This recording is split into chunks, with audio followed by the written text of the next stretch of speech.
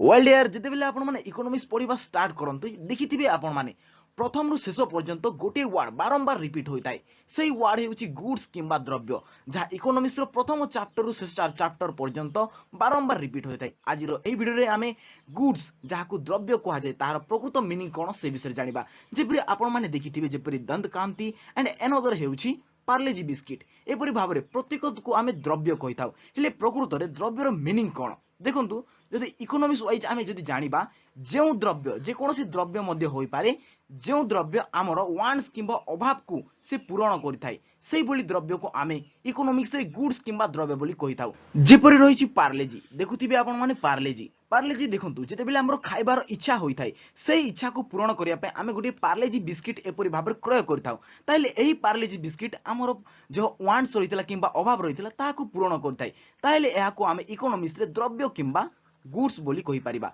एबे देखंतु इकोनॉमिक्स रे ताहार प्रकृत डेफिनेशन कोन जेपरि